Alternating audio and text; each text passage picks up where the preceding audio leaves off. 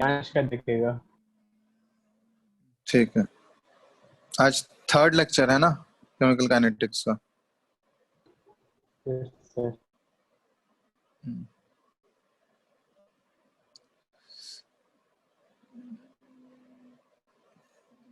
Chemical kinetics lecture 3। तो first order kinetics हम लोग डिस्कस कर रहे थे। फर्स्ट ऑर्डर काइनेटिक्स में एक्सप्रेशन क्या आया था फर्स्ट ऑर्डर काइनेटिक्स का, बताओ। Ct equal to C naught into E पे पावर माइनस के टी, यही था, सेम एक्सप्रेशन था ना। अब देखो इसको हम लोग दूसरे फॉर्म में भी रिप्रेजेंट कर सकते हैं। दूसरे फॉर्म में इसको रिप्रेजेंट कर सकते हैं कैसे हम लोग, तो ये 1/e पे पावर माइनस के टी को इधर ले आओ, ठीक है। 1/e पे पावर माइनस के टी, और इधर हम लोग सी नॉट बाय सी टी इसको लिख दिए। और यहाँ से इसको हम लोग लिख सकते हैं, दोनों साइड हम लोग एल एन ले लिए, तो इसको डायरेक्टली हम लोग पहले चलो इस फॉर्म में लिख देते हैं। ई पे पावर के टी ऊपर चला गया तो, और ये C not by C T. अब दोनों side taking L N on both sides, तो एल एन अगर दोनों साइड ले लिए तो एल एन ई पे पावर के टी, और इधर आ गया L N C not by C T, ठीक है। अब इसको अगर सिंप्लीफाई करके लिखोगे तो के टी तो बाहर आ गया, ठीक है। और L N E to the base C, इसका वैल्यू क्या आ जाएगा, ये 1 हो जाएगा। और इधर L N C not by C T, ठीक है।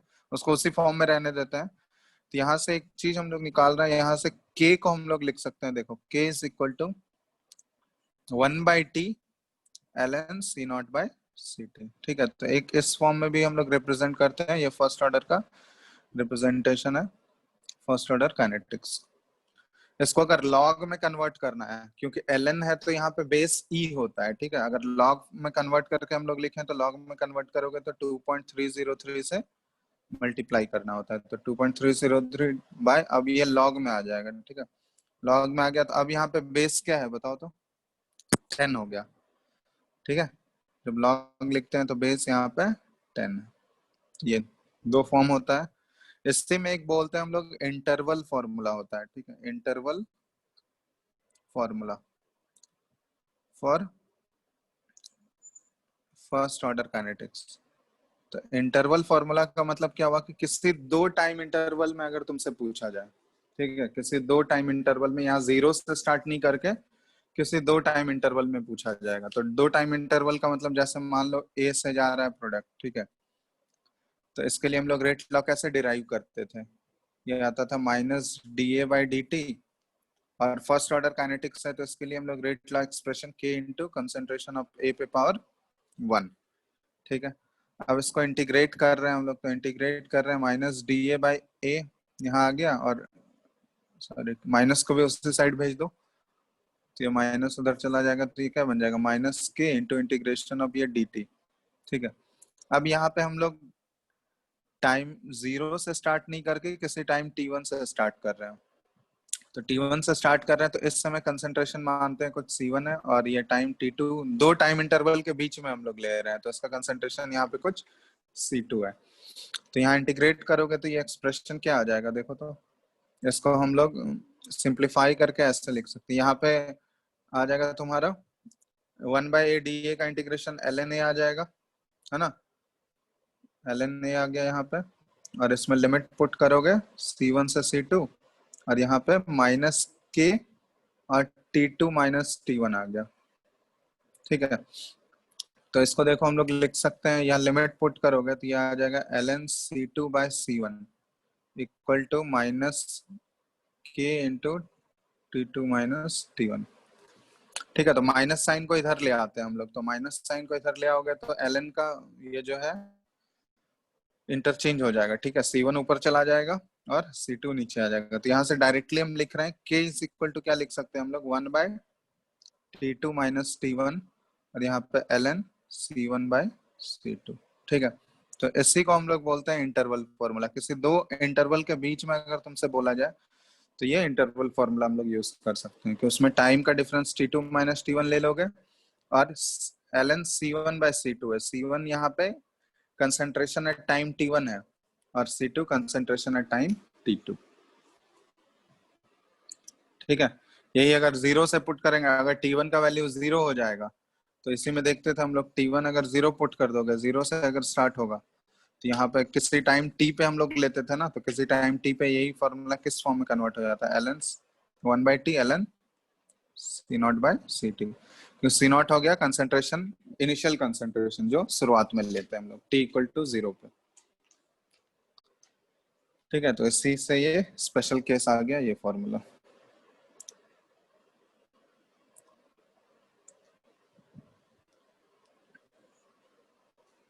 ठीक है, तो अब यहाँ पे एक चीज ध्यान रखना कि कंसंट्रेशन अगर होगा, तो अगर गैसियस रिएक्टेंट और प्रोडक्ट यूज करेंगे, तो कंसंट्रेशन को हम लोग प्रेशर से भी रिप्लेस कर सकते हैं। ठीक है, कंसंट्रेशन को प्रेशर से भी रिप्लेस कर सकते हैं, मतलब गैसेस के लिए हम लोग क्या लिख सकते हैं, K equal to 1/t ln, यहाँ पे P0/pt भी लिख सकते हैं। ठीक है, P0, और यहाँ पे जो हम लोग P0 और P0/pt ले रहे हैं, ये सिंपली हम लोग किसका ले रहे हैं, यहाँ पर रिएक्टेंट का ही आ रहा है, यहाँ पे प्रोडक्ट का आ रहा है क्या, कोई भी कंट्रीब्यूशन। जैसे यहाँ पे C0 लिखते थे, तो इनिशियल कंसेंट्रेशन ऑफ रिएक्टेंट ये डिनोट कर रहा है, और Ct क्या डिनोट करता है बताओ तो, बोलो। concentration of reaction at concentration of reactant reactant, reactant reactant का reaction कंसेंट्रेशन बोलती एट है। Time, at time t। ठीक है, तो यहाँ पे सिंपली हम लोग सिर्फ रिएक्टेंट का ही लेते हैं, यहाँ से, यहाँ पे प्रोडक्ट के कंसेंट्रेशन से कोई मतलब नहीं है। ठीक है, तो यहाँ भी प्रेशर अगर लोगे, तो यहाँ भी ध्यान देना कि ये प्रेशर जो होगा, ये P0 इनिशियल प्रेशर होगा रिएक्टेंट का, और PT जो ले रहे हैं ये भी प्रेशर। ठीक है, पार्शियल प्रेशर के टर्म में वहां पे हम लोग बात करेंगे, तो partial pressure of reactant eight time t, सिर्फ रिएक्टेंट का कंसिडर करना है हमको, प्रोडक्ट से कोई मतलब नहीं है। तो ये चीज बस ध्यान रखना है इसमें। तो ये हो गया interval formula first order kinetics के लिए। ठीक है, ग्राफ्स बता दिए थे ना फर्स्ट ऑर्डर का, ग्राफ्स डिस्कस, हाँ चलो। तो एक तुम लोग को ये भी बताए थे कि कंसंट्रेशन अगर मान लो एन, फर्स्ट ऑर्डर में क्या होता है कि रिएक्शन कभी भी पूरा पूरा खत्म नहीं होता है, इसलिए हम लोग बोलते हैं कि time taken for first order kinetics, completion of first order kinetics वो इनफाइनाइट टाइम होता है। तो यहाँ पे इक्वल इंटरवल में क्या होता है, equal amount of reactant consume होता है। जैसे इनिशियली अगर हम लोग C0 से स्टार्ट किए, तो आफ्टर 1 हाफ लाइफ क्या होता है, n इक्वल टू 1 है, मतलब 1 हाफ लाइफ के बाद, तो ये C0/2 हो जाएगा। ठीक है, after 2 half life n equal to 2, मतलब 2 हाफ लाइफ के बाद। ठीक है, n इक्वल टू 1 मतलब ये 1 हाफ लाइफ बोल रहे हैं हम लोग। ठीक है, और ये 2 हाफ लाइफ, तो 2 हाफ लाइफ के बाद कितना हो जाएगा बताओ तो, C0/4 हो जाएगा। इसी तरह n equal to 3, after 3 half life के बाद क्या हो जाएगा, C0/8 हो जाएगा। और 4 हाफ लाइफ के बाद क्या होगा, C0/16। तो इसी तरह अगर ये चलते रहा, तो आफ्टर n हाफ लाइफ हम लोग क्या लिख सकते हैं बताओ, ये बताए थे लास्ट क्लास में। yes तो n हाफ लाइफ के बाद इसका कंसेंट्रेशन हम लोग क्या लिख लेते हैं, C0/2 to the power n लिख लेते हैं। ठीक है, तो अगर ऐसे हमको रिप्रेजेंट करना हो, Ct अगर पूछा जाए तुमसे आफ्टर n हाफ लाइफ कितना है, तो ये C0/2 to the power n, where n क्या होता है, n डिनोट कर रहा है नंबर ऑफ हाफ लाइव्स। ठीक है, और C0 क्या डिनोट कर रहा है, इनिशियल कंसंट्रेशन किसका, ये रिएक्टेंट का। ठीक है, तो जैसे एक क्वेश्चन दे रहे हैं तुम लोग को, इसमें बताना। क्वेश्चन है,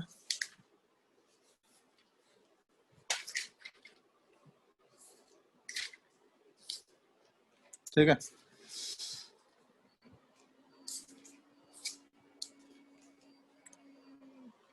ये क्वेश्चन बताओ जल्दी से कि टी हाफ जो है first order, T half for a first order reaction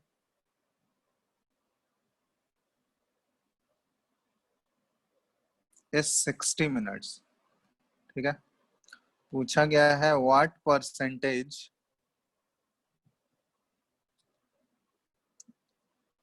will be left after 240 minutes। बताओ तो, व्हाट परसेंटेज ऑफ रिएक्टेंट। ठीक है, ये रिएक्टेंट का पूछा गया, तो 240 मिनट बाद कितना बचेगा, परसेंटेज कितना बचेगा।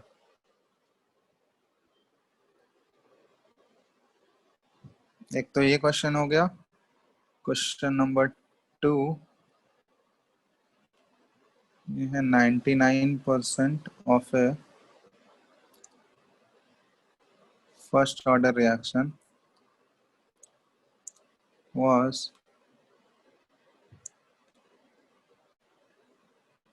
completed in 32 minutes.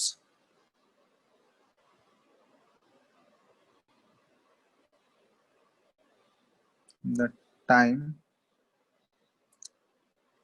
after which 99.9% of the reaction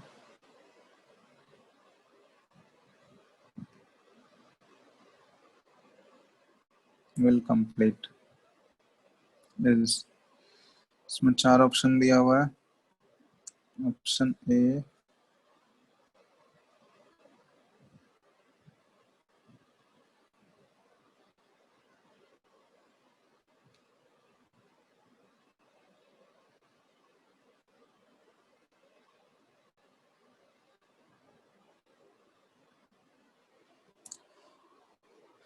चलो ये दोनों क्वेश्चन बनाओ.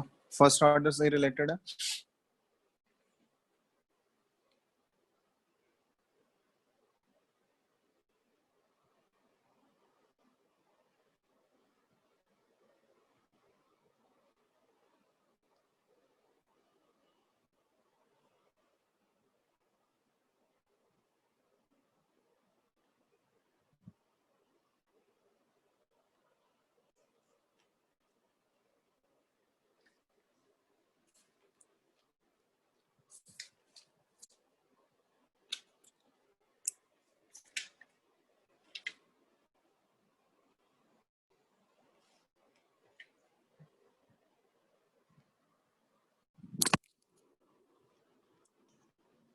हेलो हेलो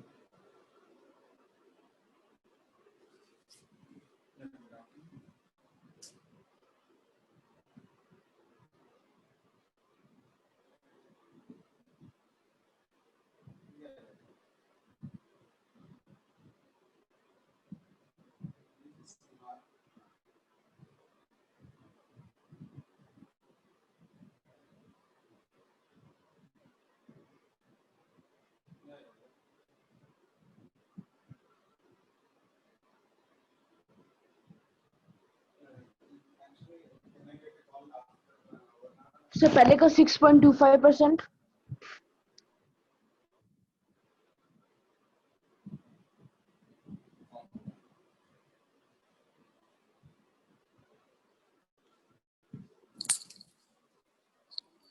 हेलो हो गया क्या? से पहले का फर्स्ट वाला 6.25.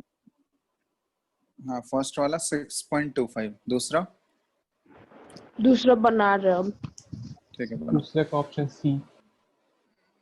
Option C 48 minutes. ठीक है. और किसी का है?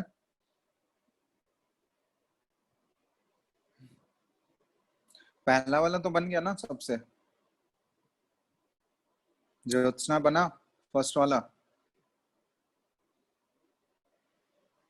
नहीं सर बना रहे हैं.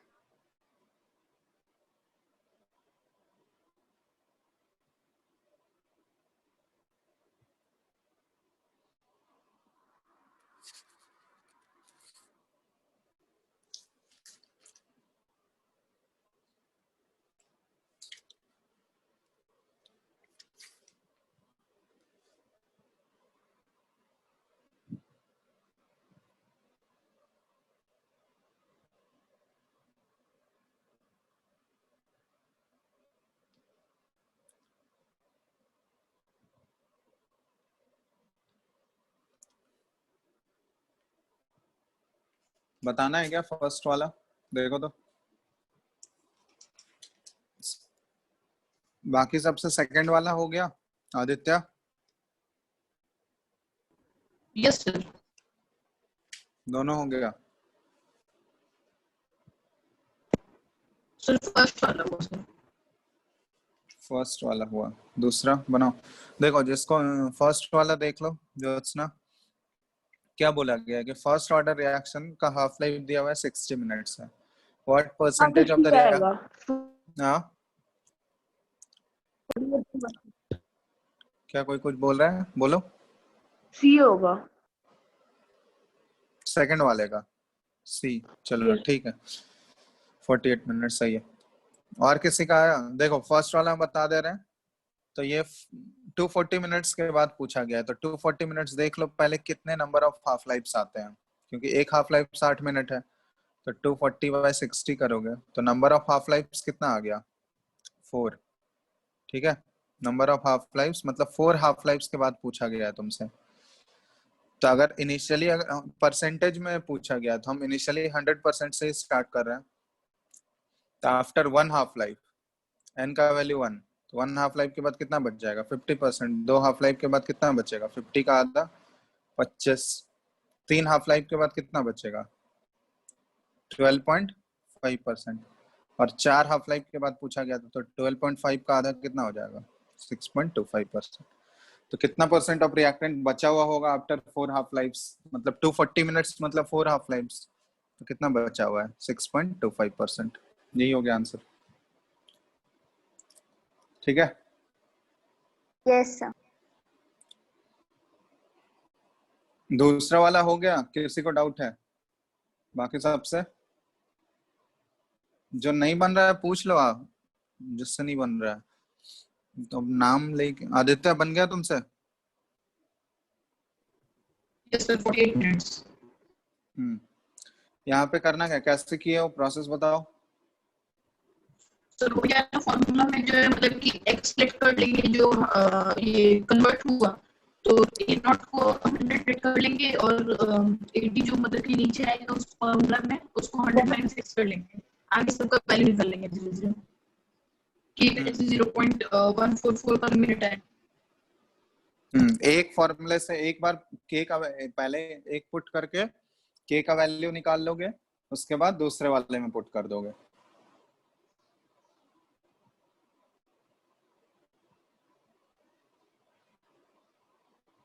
आ रहा है ना समझ में क्या बोल रहा है? यस ठीक है, जैसे मान लो फर्स्ट वाले केस 99% वाला केस दिया हुआ है, तो इसके लिए k equal to 1/t ln c not by ct। ठीक है, ये होता है एक्सप्रेशन। तो अब इसके लिए हमको टाइम तो पता है 32 मिनट्स है, और ln और c नॉट को c नॉट के फॉर्म में ही रहने देते हैं। अगर 99% कंप्लीट हो गया तो ct क्या बचेगा बताओ? तो c not minus 99% of c not, यही होगा ना। तो ct अगर लिखोगे तो यहाँ पे क्या आ जाएगा? c नॉट बाय 100 हो जाएगा, है ना। तो ct की जगह हम लोग पुट कर दिए c नॉट बाय 100, तो c नॉट बाय 100 को 10⁻² लिख लेते हैं, तो यहाँ पे ये कैंसिल आउट हो गया। तो 1/32 और ये इंटू 2 ln 10 हो गया। तो k का वैल्यू आ गया क्या हमको? ln 10/16। ठीक है, तो ln 10/16 यहाँ से k का वैल्यू निकाल लिया हम लोग, दूसरे वाले फॉर्म में पुट कर देंगे। तो दूसरे वाले 99% वाला का टाइम निकालना है हमको, तो यहाँ से हम लोग लिख सकते हैं इसको, इसी फॉर्मूले से लिख सकते हैं। टाइम निकालना है तो t इज इक्वल टू क्या लिख सकते हैं हम लोग? 1/k ln c not by ct लिख सकते हैं। तो यहाँ पे k तो आ गया हमारा ln 10/16, तो इसको हम लोग 16/ln 10 लिख सकते हैं, और यहाँ पे ln c नॉट की जगह c नॉट ही पुट कर दो। और ct इस केस में क्या हो जाएगा देख लो तो, ct क्या हो गया? 99.9% है, तो 99.9% मतलब 999/1000 इंटू c नॉट। तो इसको हम लोग c नॉट बाई 10⁻³ लिख सकते हैं। तो c नॉट बाई 10⁻³ तो ये ऊपर चला गया, ये कैंसिल आउट हो गया, तो ये क्या बच जाएगा? c 16/ln 10 और ये 3 इंटू ln 10 लिख लेंगे इसको। ln 10 कैंसिल आउट हो गया, 16 इंटू 3 ये कितना आ गया? 48 मिनट्स आ गया। आ गया ना समझ में? ऐसे ही किए थे। सर एक इक्वेशन लिखे थे, फिर दूसरा इक्वेशन लिखे थे, फिर से डिवाइड कर दिए थे दोनों को, तो हाँ वैसा भी कर सकते हो, दोनों इक्वेशन लिख के डिवाइड कर सकते हो, या फिर वहां से k निकाल के पुट कर दो, दोनों सेम ही चीज है। तो जिसमें देखो कैलकुलेशन तुमको कम से कम लगे, यहाँ पे ln रेड 10 कम का दिख वैल्यू। रहा है, हाँ बोलो, मतलब रेड ठीक से दिख नहीं पा।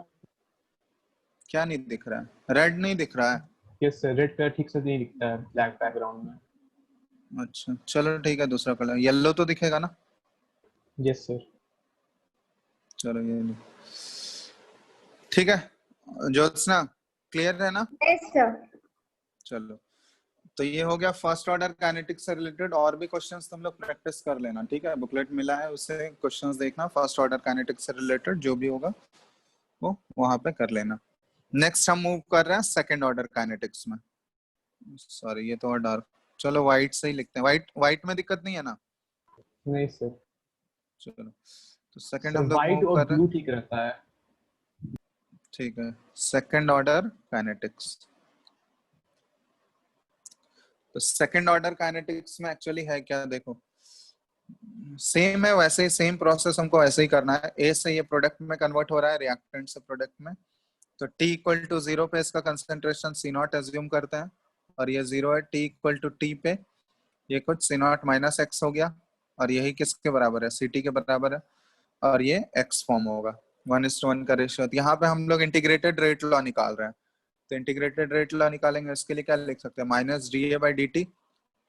ठीक है और यहाँ से अगर पुट करोगे इंटीग्रेटेड रेट लॉ एक्सप्रेशन से लिखेंगे तो k इंटू कंसंट्रेशन ऑफ ए। अब यहाँ पावर आ जाएगा 2। क्यों पावर 2 आया है, क्योंकि ये सेकंड ऑर्डर काइनेटिक्स है। तो पावर 2 आ गया। यहाँ पे आप देखो ए को इस साइड ले आते हैं हम लोग, तो dA/a यहाँ नीचे a स्क्वायर आ गया, ठीक है। और ये माइनस k इंटू dt इस साइड आ गया। अब ये लिमिट t इक्वल टू 0 पे इनिशियल कंसेंट्रेशन C0 था, t इक्वल टू t पे कंसेंट्रेशन हो गया CT। चलो अब यहाँ इंटीग्रेट करो, क्या आएगा इंटीग्रेशन बताओ। 1/a स्क्वायर dA का इंटीग्रेशन क्या आएगा, किया होगा ना इंटीग्रेशन। ये इसी फॉर्म में, हाँ ऐसे एज्यूम कर लो 1/x² dx का इंटीग्रेशन। तो इसको क्या लिखते थे हम लोग, -1/x, यही होता है ना। तो हम लोग उसी फॉर्म में लिख लेंगे -1/, यहाँ पे a के फॉर्म में है तो -1/a आ गया, ठीक है। और यहाँ लिमिट कहाँ से पुट करना है हमको, C0 से CT, और ये इधर आ गया -KT आ गया। अब लिमिट पुट करोगे तो लिमिट पुट करने के बाद देखो तो क्या आ जाएगा,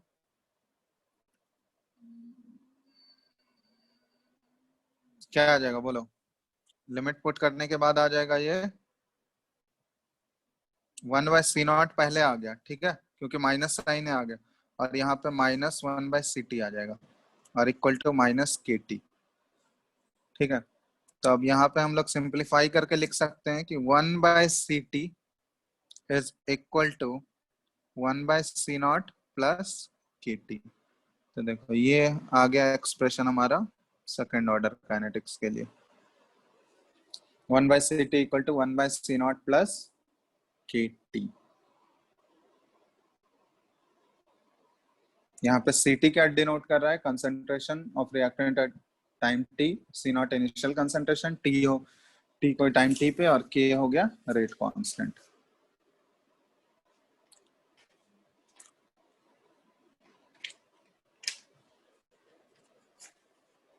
ठीक है, कोई डाउट है इसमें किसी को? इसी तरह जनरलाइज करेंगे हम लोग, ठीक है। सारा मतलब डिराइव नहीं करना है, एक इसी तरह हम लोग nth ऑर्डर के लिए डिराइव कर लेंगे, ठीक है। कि nth ऑर्डर कोई भी जनरल अगर ऑर्डर तुमको दिया रहे तो उसके लिए एक्सप्रेशन क्या आएगा हमारा, ठीक है। तो एक nth ऑर्डर का डेरिवेशन कर लेंगे हम लोग। तो इसी तरह सेम वैसे ही करेंगे। वहां पे nth ऑर्डर वाले में पावर क्या आ जाएगा, सिंपली जस्ट वहां पे n आ जाएगा। जहाँ पे हम लोग पावर 1 2 3 ऐसे कर रहे थे ना, 0 1 2 किए थे, वहां पे पावर n कर देंगे। अब देखो जैसे यहाँ पे एक और चीज, यहाँ पे तो अभी हम लोग कर रहे थे क्या, रिएक्टेंट सिर्फ 1 एज्यूम कर रहे थे, ठीक है। सिर्फ एक ही रिएक्टेंट एज्यूम करके हम लोग बना रहे थे। तो इसमें हमारा एक रिएक्टेंट इसलिए ले रहे थे ताकि कैलकुलेशन या इंटीग्रेशन जो है वो आसानी से हो जाए। लेकिन अगर एक से ज्यादा रिएक्टेंट होंगे, तुम लोग इंटीग्रेशन पढ़े हो क्या डिटेल में, इंटीग्रेशन बाय पार्शियल फ्रैक्शन ये पढ़े हो? फिजिक्स में पढ़े। फिजिक्स में तो अभी नहीं, मैथ्स में इंटीग्रेशन चैप्टर हुआ है तुम लोग का? तो वो 12 में। हाँ 12 में है, बट बेसिक ही पढ़े हो अभी इंटीग्रेशन का। Yes sir. चलो तो कोई दिक्कत नहीं है, हम प्रोसेस नहीं बताएंगे वो कैसे कर रहे हैं, वो मैथ्स में सीखोगे, बस हम फाइनल रिजल्ट बता देंगे कैसे करना है, ठीक है। वो प्रोसेस इंटीग्रेशन में जब पढ़ाया जाएगा तो वहां पे सीख लोगे। बस फाइनल रिजल्ट इंपॉर्टेंट है, वो लिख दे रहे हैं, वो हम लिख देंगे लास्ट। ठीक है, तो देखो जैसे एक से ज्यादा अगर रिएक्टेंट होता है तो उस केस में हम लोग कैसे करते हैं, ये सेकंड ऑर्डर वाला केस ही लेते हैं हम लोग। ठीक है, केस 2 एज्यूम कर लेते हैं इसको। तो जैसे इस केस का है, जैसे A प्लस बी, दो रिएक्टेंट अब आ गया और ये जाके प्रोडक्ट में कन्वर्ट हो रहा है। ठीक है, तो प्रोडक्ट में कन्वर्ट हो रहा है, तो इसका t इक्वल टू 0 पे इसका इनिशियल कंसेंट्रेशन हम कुछ A0 लेते हैं, इसका इनिशियल कंसेंट्रेशन B0 है, और यहाँ प्रोडक्ट का 0 ऐसे कोई मतलब है नहीं, हम रिएक्टेंट को ही एज्यूम करेंगे। ये t इक्वल टू t पे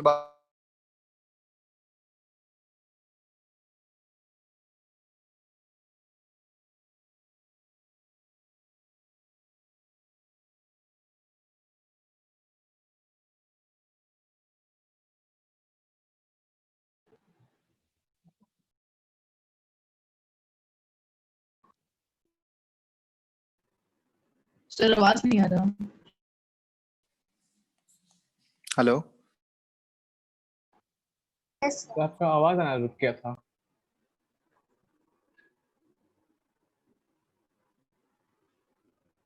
Yes, sir.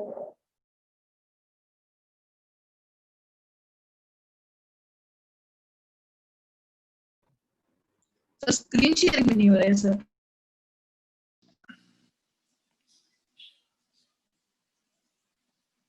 आवाज आ रहा है अभी?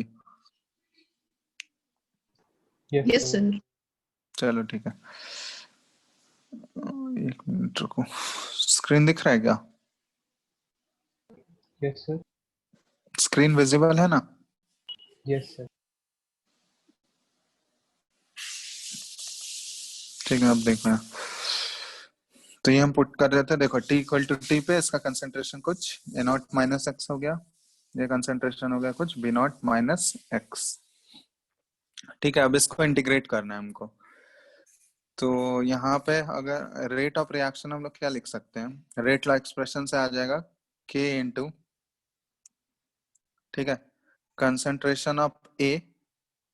ठीक है, और सेकंड ऑर्डर काइनेटिक्स है, तो सेकंड ऑर्डर काइनेटिक्स है तो यहाँ पे ओवरऑल ऑर्डर 2 होना चाहिए। तो A और B मतलब दो रिएक्टेंट है, अब दोनों पे पावर 1 1 है। ठीक है, यहाँ पे तो overall order of the reaction क्या है, यहाँ पे 2 है। ठीक है, तो यहाँ पे अगर हम लोग लिखें किसी टाइम t पे, अगर हम लोग इसको रिप्रेजेंट करें, तो रेट को हम लोग देखो, रेट को dx बाई dt भी पुट करते हैं हम लोग।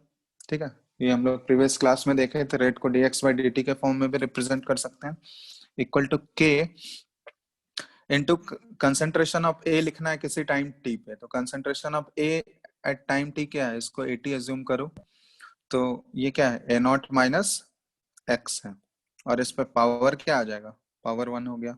उसी तरह concentration of B at time t, इसको हम लोग BT एज्यूम करते हैं, तो इसको हम लोग पुट कर सकते हैं ये B0 माइनस x, और इस पे भी पावर क्या आ जाएगा, 1 आ जाएगा। ठीक है, मतलब हम लोग एक स्पेसिफिक केस का ही निकाल रहे हैं जिसमें दोनों का पावर 1 रहता है। हाँ हाँ, दोनों का पावर 1 ले रहे हैं, क्योंकि अगर पावर अगर डिफरेंट करते जाओगे तो पावर तो कुछ भी हो सकता है, कोई भी रियल नंबर हो सकता है, ओवरऑल मतलब सम दोनों का मिला के 2 होना चाहिए। तो वैसे तो बहुत सारे रियल नंबर कंसिडर कर सकते हो जिसका सम करोगे तो 2 आएगा। ठीक है, तो यहाँ पे स्पेसिफिक हर एक केस का हम कैलकुलेट नहीं कर पाएंगे ना, हर एक केस का तुम कर सकते हो वैसे, मतलब सारा केस यहाँ पे कंसिडर नहीं कर पाएंगे, वो बोलना चाह रहे हैं। ठीक है, तो हम ये स्पेसिफिक 1 1 वाला केस ले रहे हैं, दो रिएक्टेंट वाला, क्योंकि ऐसे ठीक है कुछ भी पावर ले सकते हो, उसके रेस्पेक्ट में तुमको इंटीग्रेट करके वो निकालना होगा। क्लियर है ना, तो उसके रेस्पेक्ट में इंटीग्रेट कर दोगे तो वो निकल जाएगा। तो यहाँ पे देखो कैसे करना है, तो इंटीग्रेशन बेसिकली अभी पढ़े नहीं हो तुम लोग, तो यहाँ पे बस फाइनल रिजल्ट बता दे रहे हैं। ठीक है, तो एक्चुअली ये क्या है, dx है, और यहाँ पे देखो इस वाले एक्सप्रेशन में भी x है और इसमें भी एक्सप्रेशन x है, तो इसको नीचे ले आएंगे हम लोग। वहां पे सिर्फ एक ही एक्सप्रेशन आता था, इससे पहले अगर एक रिएक्टेंट लेते थे तो वहां पे एक ही एक्सप्रेशन आता था, तो उसको तो आसानी से इंटीग्रेट कर लेते थे। अब यहाँ पे 2 आ रहा है, तो ये A0 माइनस एक्स और ये B0 माइनस एक्स, इसको इंटीग्रेट करना है हमको, और ये dt को उस साइड भेज दिया हम लोग, k इंटू dt। ठीक है, अब t इक्वल टू 0 पे x का वैल्यू होता था 0, t इक्वल टू टी पे x का वैल्यू होता था x, तो इसमें हमको लिमिट पुट करना है, 0 से x तक इंटीग्रेट करना है हमको। तो यहाँ पे ये वाला जो इंटीग्रेशन करते हैं ना, इसको हम लोग इंटीग्रेशन बाय पार्शियल फ्रैक्शन करते हैं। तो ये एक्चुअली पढ़े नहीं हो अभी, ठीक है, यहाँ पे किया जाता है, जब पढ़ोगे तो वहां पे समझ में आ जाएगा, ठीक है। Integration by partial fraction method करते हैं हम लोग। पार्शियल फ्रैक्शन मेथड मतलब इसको पहले हम लोग एक पार्शियल फ्रैक्शन में बदल लेते हैं, ठीक है। जैसे इसको देखो 1 by A not minus X और ये बी नॉट माइनस एक्स, इसको हम लोग पार्शियल फ्रैक्शन में इस फॉर्म में लिख सकते हैं। देखो ए बाय, पढ़े हो, A by A not minus X और plus plus B by B not minus X. देखो ये इस फॉर्म में हम लोग पुट कर सकते हैं। देखो इसको सिंप्लीफाई करोगे तो ये सेम चीज आ जाएगा, ठीक है। तो इसको हम लोग पार्शियल फ्रैक्शन में आपसे क्या, इसका टेस्ट में क्वेश्चन भी आया मैथ्स का। हाँ मैथ्स का, मैथ्स के टेस्ट में ये वाला क्वेश्चन भी आया, तो इसलिए वाला बोले। इंटीग्रेशन नहीं सीखे हो ना अभी, पार्शियल फ्रैक्शन पढ़े होगे तुम लोग, ठीक है। चलो तो यहाँ पे अब दो फ्रैक्शन में इसको हम लोग ब्रेक कर दिए, तो दो फ्रैक्शन में ब्रेक कर दिए, तो अब इसको यहाँ पे इंटीग्रेट कर सकते हैं। अब देखो यहाँ पे एक्चुअली इसको हम लोग इस फॉर्म में लिख सकते हैं।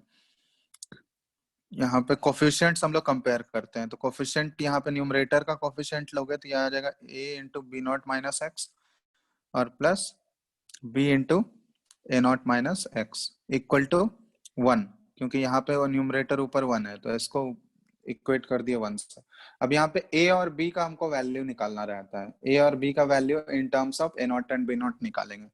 तो एक बार यहाँ पुट क्या करो, एक बार x equal to a not put करो, ठीक है, और एक बार x equal to B not put करो। देखो यहाँ पे a और b का एक्सप्रेशन आ जाएगा।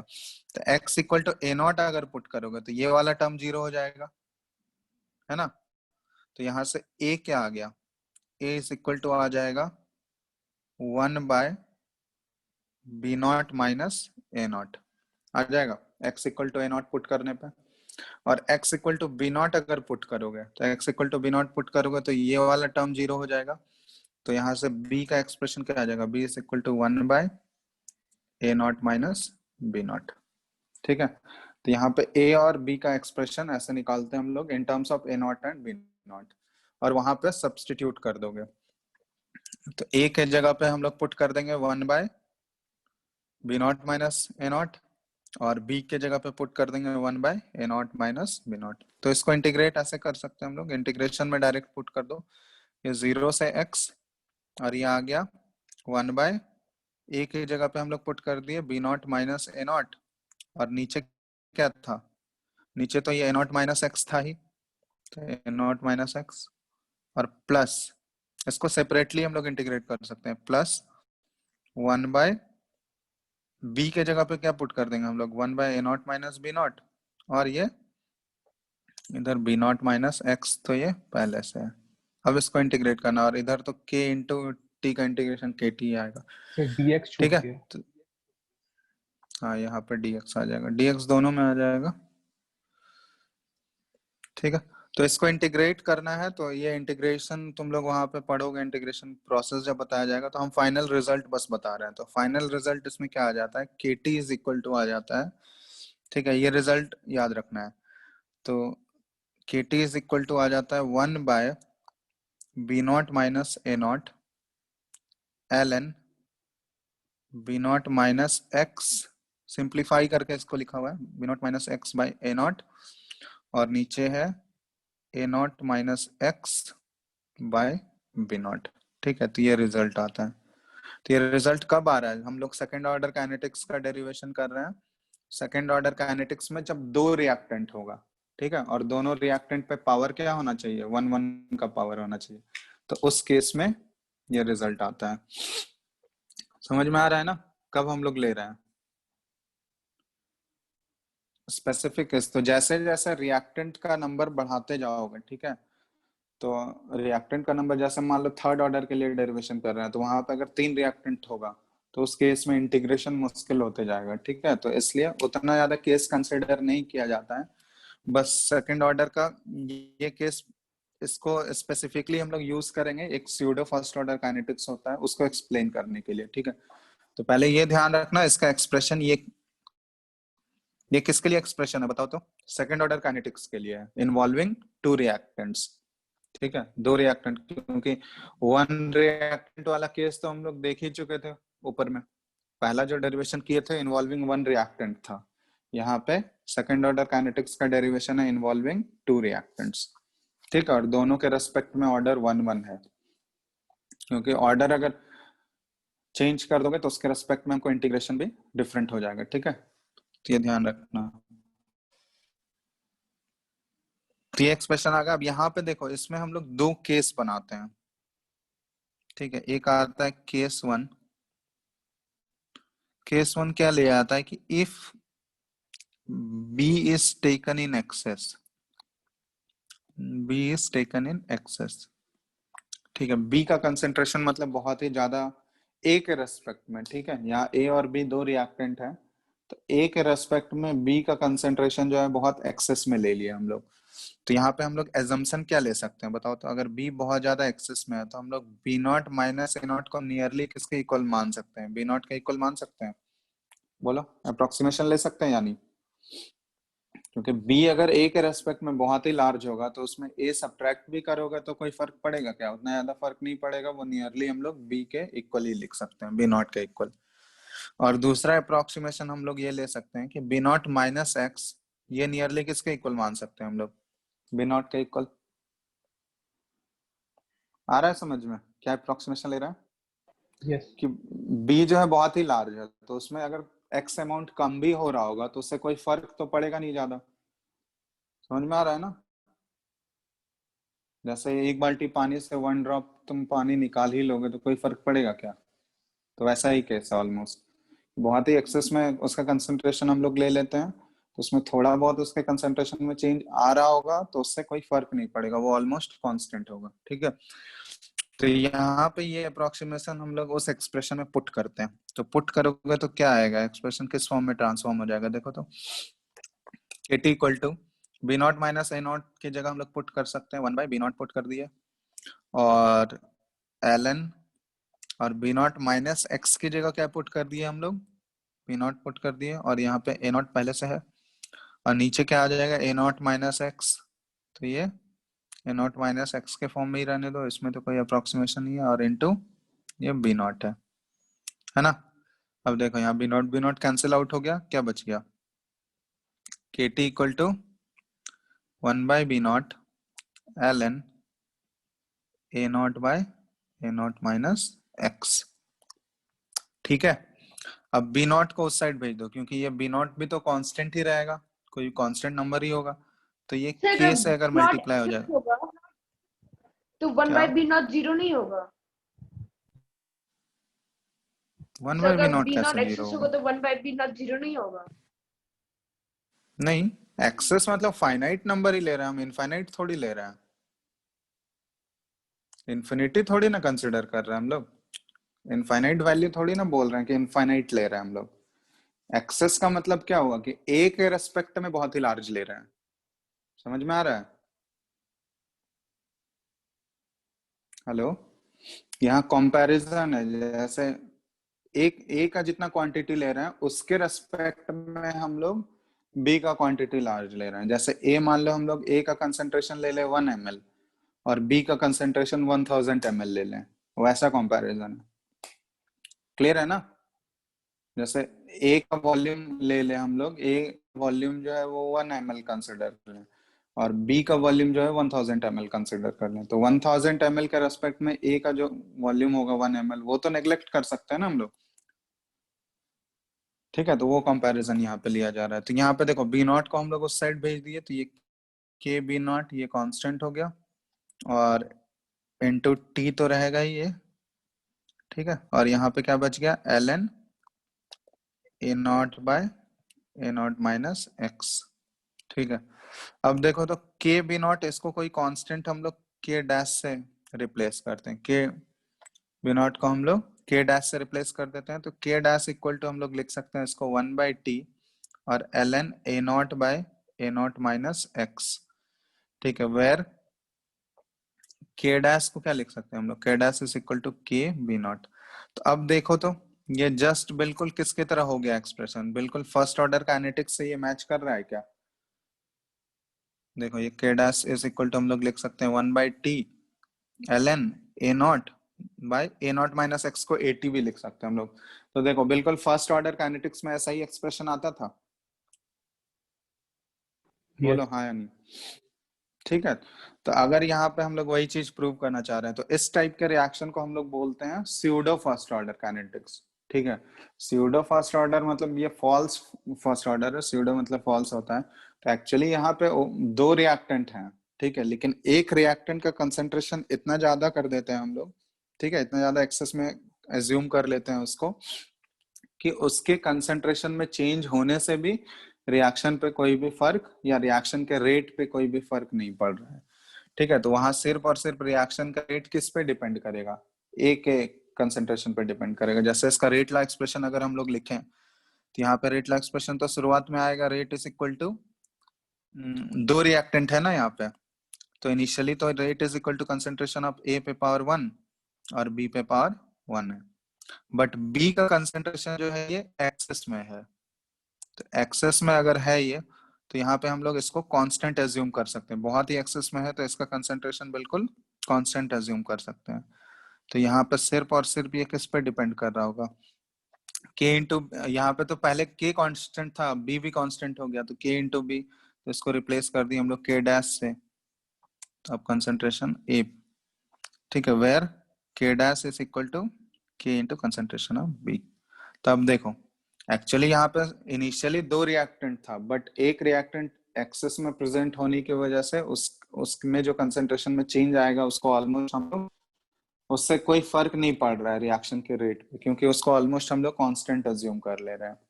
ठीक है, तो इस टाइप के केस को या इस टाइप के एग्जांपल को हम लोग क्या बोलते हैं, ये किसका एग्जांपल है, स्यूडो फर्स्ट ऑर्डर काइनेटिक्स। समझ में आ रहा है? ठीक है ना, तो स्यूडो फर्स्ट ऑर्डर काइनेटिक्स का मतलब क्या हो गया कि जहां पे एक्चुअल में दो रिएक्टेंट होगा, ठीक है, ऑर्डर एक्चुअली उसका 2 है, बट एक रिएक्टेंट एक्सेस में होने की वजह से वो सिर्फ और सिर्फ एक ही रिएक्टेंट के कंसेंट्रेशन पे डिपेंड करता है। ठीक है, दोनों पे वो डिपेंड नहीं कर रहा है। तो इस टाइप के केस को हम लोग स्यूडो फर्स्ट ऑर्डर काइनेटिक्स बोलते हैं।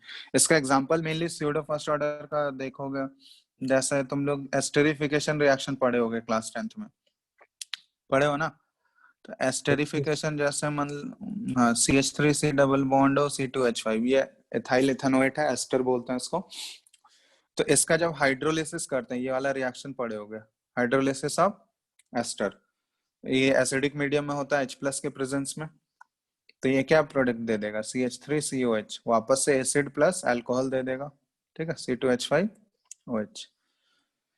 ठीक है, तो ये एस्टेरिफिकेशन रिएक्शन है। तो इसमें इनिशियली अगर रेट हम लोग लिखें तो ये होता है K इंटू, ये देखा गया है एक्सपेरिमेंटली, इन दोनों पे ऑर्डर जो होता है ये 1 आता है। ठीक है, यहाँ पे एक्चुअली दो रिएक्टेंट है, एक वाटर है और एक एथाइल इथेनोएट है, एस्टर जिसको कॉमनली बोलते हैं हम लोग।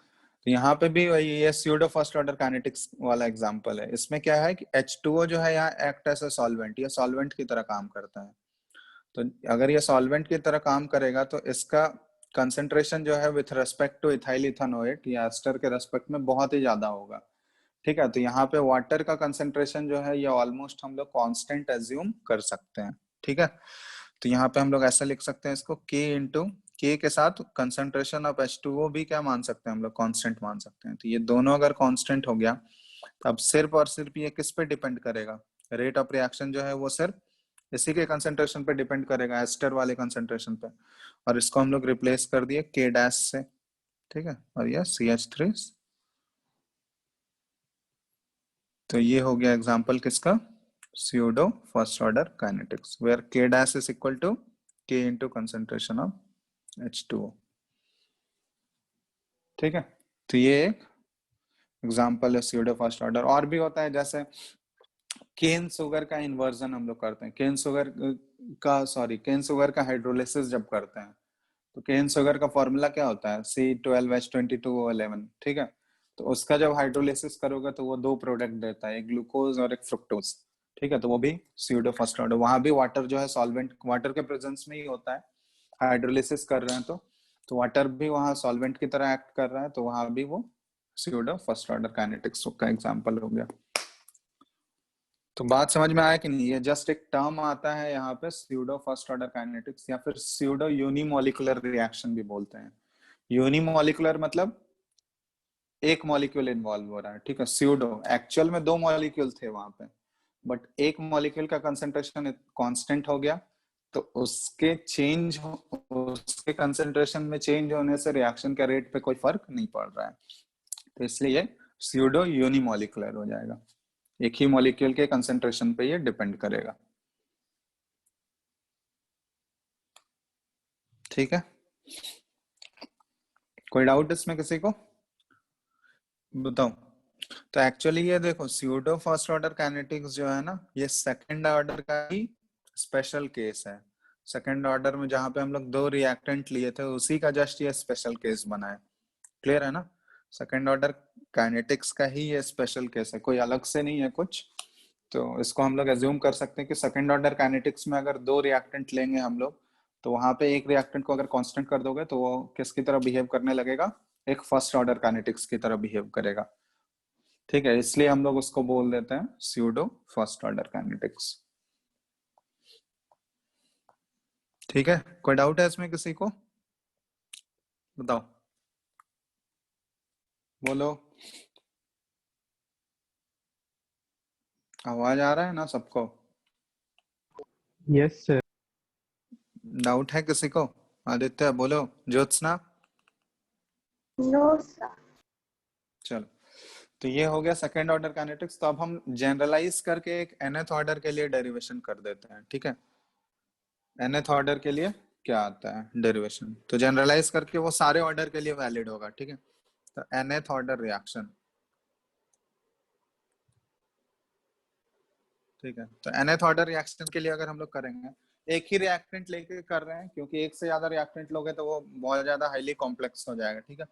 तो एक रिएक्टेंट लेके कर रहे हैं, ए से ये प्रोडक्ट में जा रहा है, और ये nth ऑर्डर है। तो nth ऑर्डर है, तो रेट लॉ हम लोग क्या लिख सकते हैं? R is equal to minus D A by D T, ठीक है। और यहाँ पे क्या आ जाएगा? रेट लॉ एक्सप्रेशन से k into concentration of A पे पावर n हो जाएगा, क्योंकि ऑर्डर n है यहाँ पे, nth ऑर्डर। तो इसको इंटीग्रेट करो। अब यहाँ पे देखो, एक और चीज ध्यान रखना कि कोफिशिएंट सारे केसेस में हम 1 ही 1 रख रहे हैं। कोफिशिएंट अगर चेंज कर दोगे, एक्सप्रेशन चेंज होगा या नहीं होगा? बताओ। कोफिशिएंट चेंज करने पे एक्सप्रेशन चेंज होगा या नहीं होगा?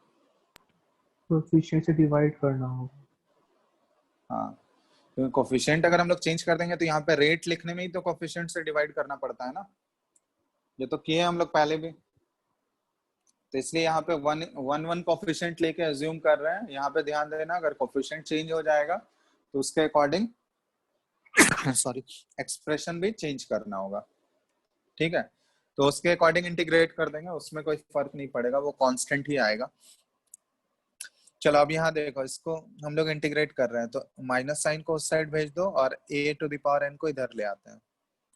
तो dA बाय यहाँ पे कंसंट्रेशन ऑफ a पे पावर n हो गया, और माइनस k इंटू dt। अब इसको इंटीग्रेट कर रहे हैं, t इक्वल टू 0 पे इनिशियल कंसंट्रेशन C0 है, t इक्वल टू t पे कंसंट्रेशन Ct है। 1 बाय an, ये इसका इंटीग्रेशन क्या आ जाएगा बताओ तो? जैसे इसको ऐसे अज्यूम कर लो, 1 by X to the power n dx का इंटीग्रेशन। तो इसका इंटीग्रेशन क्या होता है?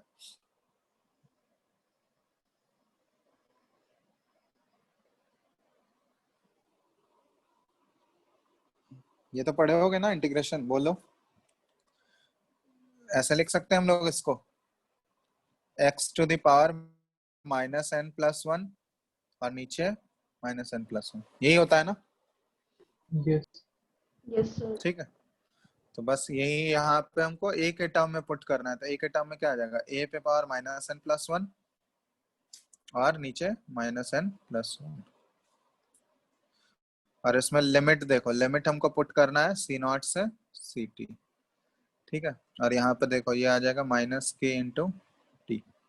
चलो अब यहाँ लिमिट पुट करके बताओ ये क्या आ रहा है? ये देखो n-1 को उस साइड भेज देते हैं, सॉरी ये -n+1 को उस साइड भेज देते हैं, क्योंकि ये तो कांस्टेंट है तो उधर जाएगा, तो यहाँ पे तो कोई लिमिट वाला वैल्यू पुट नहीं होगा, तो ये -n+1 ये रहने देते हैं। ठीक है, इधर ये C0/C2 इसमें लिमिट पुट करना है और -n+1 को उस साइड भेज दोगे, तो माइनस ऑलरेडी यहाँ पे है, तो इसको हम लोग लिख सकते हैं n-1 KT। चलो अब यहाँ पे क्या बच जाएगा, लिमिट पुट करोगे तो देखो ये आ जाएगा 1/CT पे पावर n-1 और -1/C0 पे पावर n-1 और इक्वल टू n-1 KT। यही आएगा, देख लो।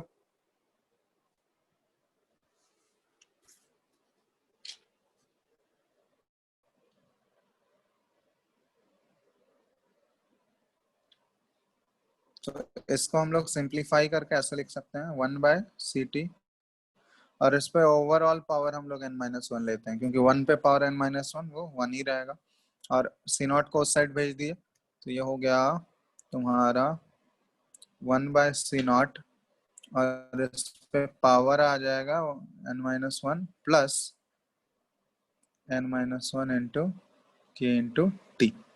ठीक है, तो ये कोई जनरल nth ऑर्डर के लिए डेरिवेशन कर लिए। यहाँ पे देखो अगर ये n इक्वल टू 2 पुट करो, देखो सेकंड ऑर्डर का जो डेरिवेशन आया था वही सही आया।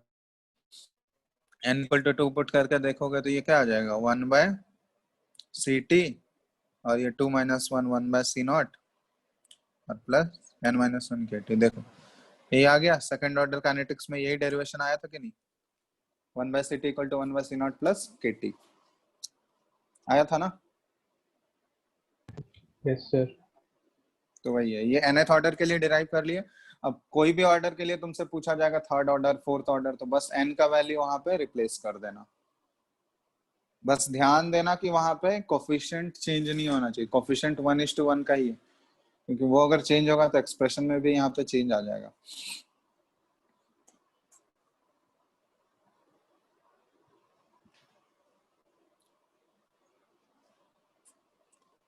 ठीक है, तो ये nth ऑर्डर के लिए हो गया।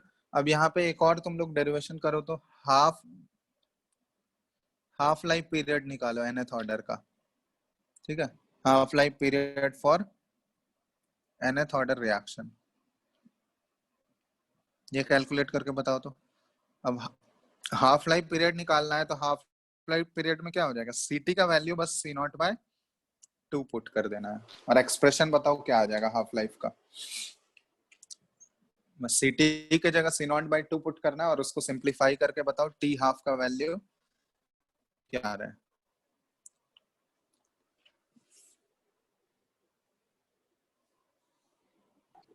वन बाई C0 का power n-1 into n-1 K।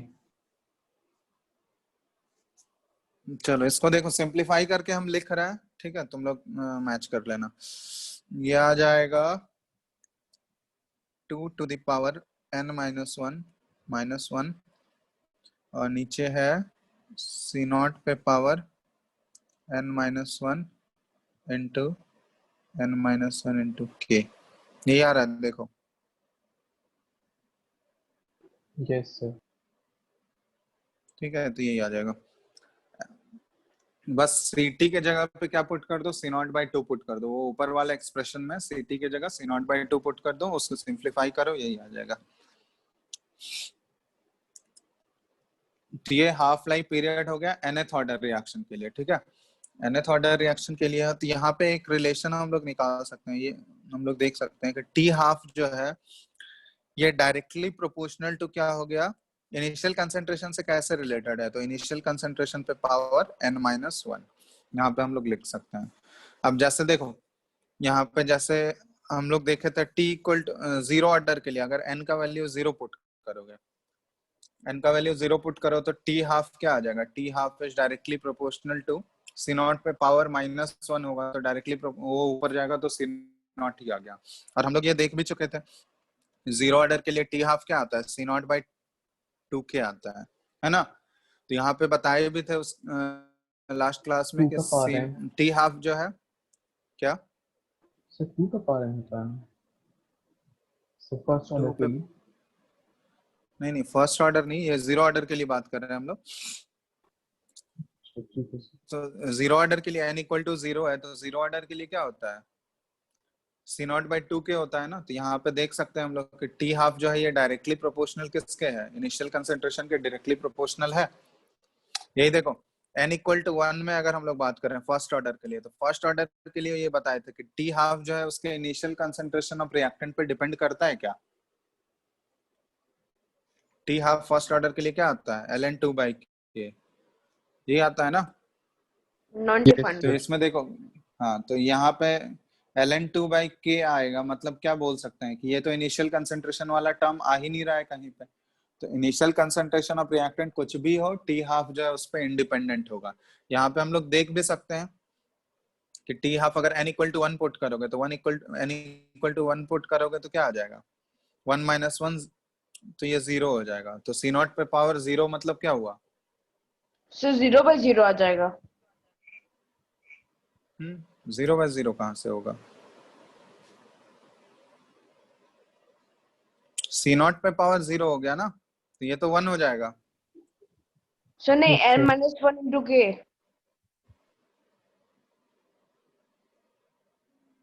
क्या बोल रहा हो, n-1 इंटू के, ये हम लोग इस रिलेशन से पूछ रहे हैं, बस इनिशियल कंसेंट्रेशन पे हम लोग रिलेशन देख रहे हैं कि वो कैसे वेरी कर रहा है। टी हाफ का रिलेशन हम लोग निकाल रहे हैं इनिशियल कंसेंट्रेशन ऑफ रिएक्टेंट के साथ, ठीक है। तो यहाँ पे हम लोग ये बोल सकते हैं कि सी नॉट पे पावर 0 हो गया, मतलब ये किसके इक्वल हो गया, कोई कांस्टेंट, यहाँ पे प्रोपोर्शनैलिटी साइन हटाओगे तो कोई कांस्टेंट के ही आएगा। तो इनिशियल कंसेंट्रेशन यहाँ पे कुछ भी चेंज कर दो, उससे टी हाफ के वैल्यू पे कोई भी चेंज नहीं होगा, क्योंकि टी हाफ जो है फर्स्ट ऑर्डर के लिए हम लोग देख चुके हैं ln2 बाई के ही होता है, ठीक है, वो कांस्टेंट होता है, वो इनिशियल कंसेंट्रेशन ऑफ रिएक्टेंट वाला टर्म नहीं आ। तो बहुत सारे क्वेश्चंस में देखोगे तुमको ऑर्डर नहीं दिया रहेगा, ऐसे भी लिखा हुआ रह सकता है कि इंफॉर्मेशन दिया रह सकता है तुमको कि ये कोई भी रिएक्शन दिया रहेगा और उसके बारे में ये इन्फॉर्म कर देगा कि इसका हाफ लाइफ जो है रिएक्टेंट के इनिशियल कंसेंट्रेशन पे डिपेंड नहीं कर रहा है। इसका मतलब वहां पे तुमको ऑब्वियसली वो इंफॉर्मेशन से कंक्लूड कर लेना होगा कि वो किसके बारे में बात कर रहा है, ऑर्डर क्या है, फर्स्ट ऑर्डर है, क्योंकि फर्स्ट ऑर्डर के केस में ही ऐसा होता है कि उसका टी हाफ जो है इनिशियल कंसेंट्रेशन ऑफ रिएक्टेंट पे डिपेंड नहीं करता है। ये टी n इक्वल टू 2 अगर पुट कर दो तो n इक्वल टू 2 में कैसा रिलेशन आ जाएगा, T half is directly proportional to 1 by C not, ठीक है। तो इस टाइप का ये रिलेशन हम लोग ऑब्टेन कर सकते हैं। सर टी हाफ के एक्सप्रेशन में जो nth ऑर्डर के लिए लिखे हैं उसमें अगर n is equal to 1 put करेंगे तो न्यूमरेटर 0 हो जाएगा, तो पूरा तो 0 हो जाएगा। हाँ, न्यूमरेटर वाला पार्ट 0 होगा, डिनोमिनेटर भी 0 होगा। n equals to 1 n1 लिखेंगे तो 2 का पावर 0 1 1 माइनस 1, तो पूरा सब कुछ 0 हो जाएगा। तो वो लिमिट हम लोग वहां पे पुट करते हैं ना, एक्चुअली वो उसका एक्सपोनेंशियल वाला फॉर्म आता है, ठीक है। ये एक्चुअली टी हाफ, ये इसीलिए यहाँ पे ये बता रहा है ना कि टी हाफ को जब रिलेट करेंगे हम लोग तो फर्स्ट ऑर्डर के लिए वो इम्प्लाई नहीं कर रहा है, क्योंकि फर्स्ट ऑर्डर के केस में क्या है, वो इनिशियल कंसेंट्रेशन ऑफ रिएक्टेंट पर डिपेंड कर ही नहीं रहा है, ठीक है। वो ln2 बाई के वो एक्सप्रेशन हम लोग पहले डिराइव कर चुके हैं उसका, ठीक है।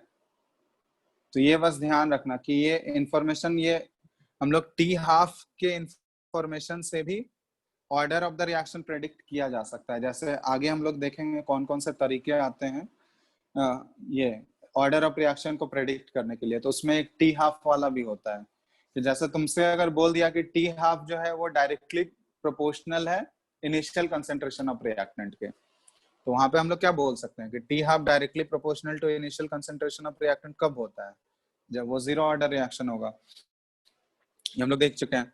अब T half inversely proportional to initial concentration of reactant अगर दिया हुआ है तो ये किस केस में होगा, सेकंड ऑर्डर के केस में होगा, ठीक है, ये इनवर्सली प्रोपोर्शनल वाला रिले।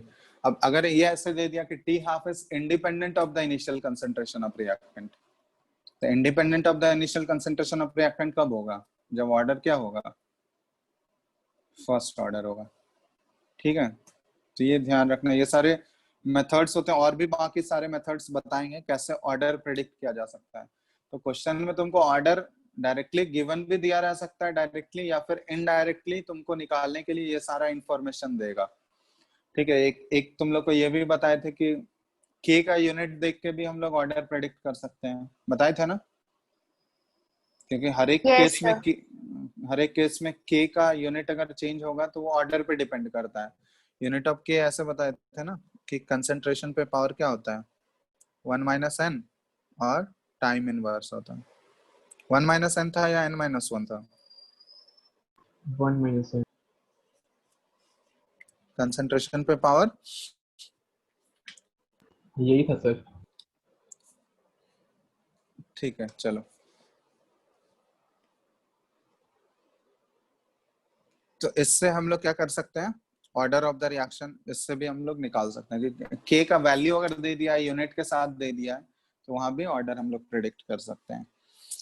तो इससे रिलेटेड जैसे मान लो एक सिंपल सा क्वेश्चन देते हैं, ठीक है, उसके बाद आगे हम लोग नेक्स्ट क्लास में करेंगे। क्वेश्चन है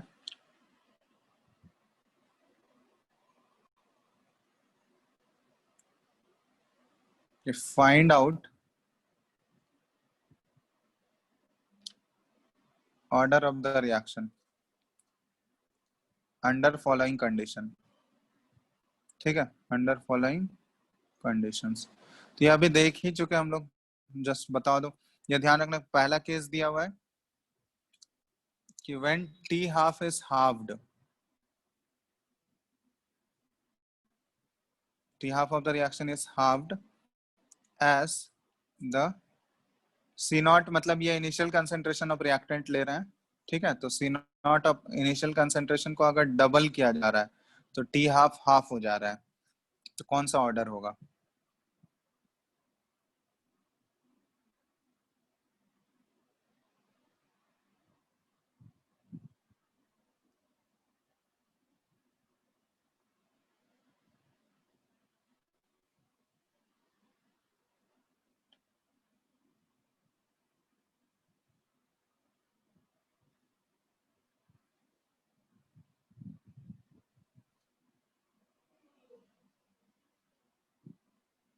चलो इन तीनों केस में बताओ। तो पहले वाले केस में कौन सा ऑर्डर होगा? n का वैल्यू क्या हो रहा होगा? 2।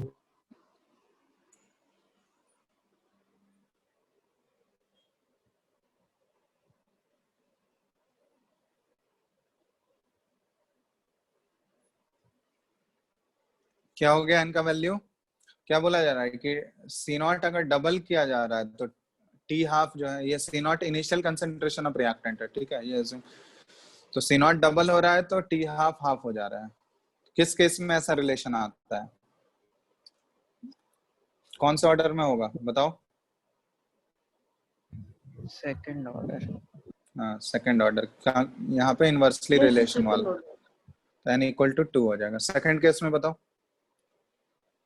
T हाफ डबल हो रहा है जब CO initial concentration of reactant double हो गया। कौन सा ऑर्डर है ये? मतलब डायरेक्टली प्रोपोर्शनल वाला केस है, तो ये 0 ऑर्डर काइनेटिक्स हो गया, n = 0। थर्ड वाले में बताओ। 1। 1, क्योंकि इनिशियल कंसंट्रेशन पे इससे कोई फर्क ही नहीं पड़ता, तो वो डबल भी करोगे तो वो अनचेंज रहेगा, हाफ भी करोगे तो अनचेंज रहेगा। ठीक है, तो ये सारा इंफॉर्मेशन हम लोग यूज करके ऑर्डर ऑफ द रिएक्शन निकाल सकते हैं। ठीक है, चलो तो यहाँ पे आज हम लोग nth ऑर्डर, सेकंड ऑर्डर, ठीक है, ये सारा फर्स्ट ऑर्डर से रिलेटेड, nth ऑर्डर और सेकंड ऑर्डर काइनेटिक्स से रिलेटेड कर लिए।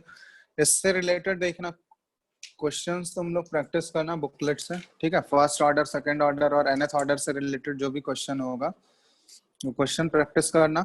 नेक्स्ट क्लास में हम लोग इसका एक्सपेरिमेंटल मेथड्स हम लोग स्टार्ट करेंगे। ठीक है, कौन कौन सा एक्सपेरिमेंटल मेथड है ये तुम लोग को बता चुके हैं कि यस, ऑर्डर जो होता है वो एक्सपेरिमेंट के थ्रू ही आता है। ठीक है, वो हम लोग रिएक्शन देख के नहीं बता सकते हैं, तो कौन कौन सा एक्सपेरिमेंटल मेथड का यूज किया जाता है ऑर्डर को प्रेडिक्ट करने के लिए, वो हम लोग नेक्स्ट क्लास में करेंगे आगे। ठीक है, तो यहाँ तक तुम लोग बुकलेट में देखना, फर्स्ट ऑर्डर, सेकंड ऑर्डर और nth ऑर्डर से रिलेटेड जो क्वेश्चंस होगा वो प्रैक्टिस कर लेना। ठीक है, ऑब्जेक्टिव और सब्जेक्टिव जो भी होगा दिया एक्सरसाइज में होगा, और प्रीवियस ईयर भी सॉल्व करना। ठीक है, प्रीवियस ईयर भी साथ साथ करते जाओ, जो जो क्वेश्चन आया हुआ है तो उसको भी साथ साथ बनाते जाना। केमिकल काइनेटिक्स आसान चैप्टर है, कोई ज्यादा डिफिकल्ट नहीं, बस फॉर्मूला ध्यान रखना, बस आसानी से ये सॉल्व हो जाएगा। और प्रोसेस, क्योंकि अगर यहाँ पे स्टोकियोमेट्रिक कोफिशिएंट फॉर्मूला सारे केसेस में वैलिड नहीं भी होगा, क्योंकि वहां पे वो स्टोकियोमेट्रिक कोफिशिएंट पे डिपेंड करता है, वो अगर चेंज होगा तो फिर एक्सप्रेशन चेंज हो जाएगा, तो इसलिए स्टोकियोमेट्रिक कोफिशिएंट भी यहाँ पे मैटर करता है। तो प्रोसेस कैसे कर रहे हैं वो ध्यान रखना, कि कैसे डेरिवेशन कर रहे हैं, तो वहां पे डिराइव भी कर सकते हो अगर एक्सप्रेशन चेंज हो जाएगा तो। ठीक है ना, अकॉर्डिंगली हम लोग डिराइव कर सकते हैं वहां पे। ठीक है, चलो तो आज इतना ही रहने देते हैं, बाकी हम लोग आगे नेक्स्ट क्लास में करेंगे। कोई डाउट है इसमें किसी को यहाँ तक? बोलो आदित्य। No sir. चलो ठीक है, तो एंड कर रहे हैं, पीडीएफ सेंड कर दे रहे हैं, ठीक है, ग्रुप में देख लेना तुम लोग वहां से। थैंक यू चलो sir. Thank you, sir. Thank you चलो, सर। Thank you.